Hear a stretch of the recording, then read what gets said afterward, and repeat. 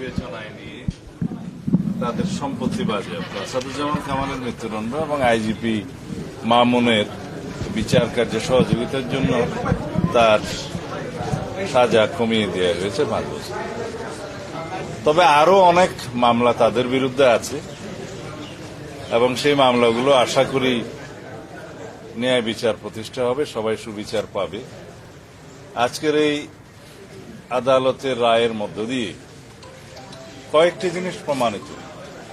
Fascist স্বৈরাচার যত শক্তিশালী হোক, যত দীর্ঘদিনই রাষ্ট্র ক্ষমতা অবৈধভাবে পরিচালিত করুক, ক্ষমতা ভোগ করুক, তারা একদিন না একদিন আদালতের কাঠগড়ায় তাদের দাঁড়াতেই হবে।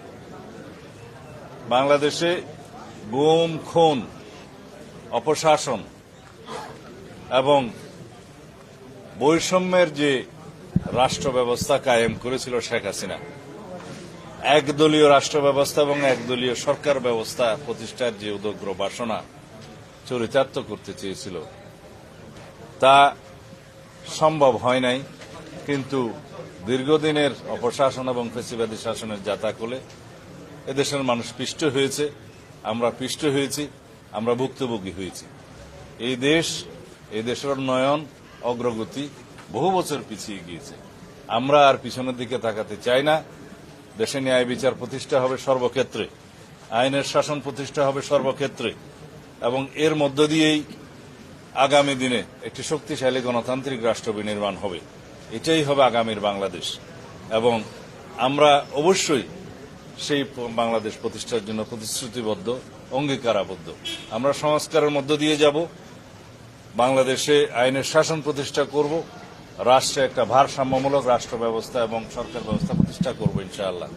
এই দেশের প্রতিটি মানুষ ভবিষ্যতে যাতে ন্যায় বিচার পায় সেরকম রাষ্ট্র ব্যবস্থা প্রতিষ্ঠার জন্য আমরা অবশ্যই অবিরাম সংগ্রাম চালিয়ে যাব। আজকে সেটা একটা মাইল ফলক প্রতিষ্ঠা হলো। ধন্যবাদ। সাদিন ভাই, একটা প্রশ্ন ছিল, সেটা হচ্ছে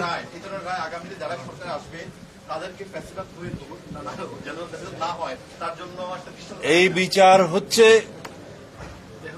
অপরাধের তুলনায় যথেষ্ট নয়, কিন্তু এটা শুধু ন্যায় বিচার প্রতিষ্ঠা না, সামনের দিনের জন্য একটা উদাহরণ এবং ভবিষ্যতে যাতে এই রাষ্ট্রে কেউ আর ফ্যাসিবাদী শাসন ব্যবস্থা কায়েম না করতে পারে, কেউ নিজে ফ্যাসিস্ট না হয়ে উঠতে পারে এবং এখন নায়কতন্ত্র যাতে প্রতিষ্ঠা না হয় তার একটি মেসাল। এটা ভবিষ্যতের জন্য একটা শিক্ষা, শুধু অতীতের জন্য বিচার নয়, এটা আমাদের মনে রাখতে হবে।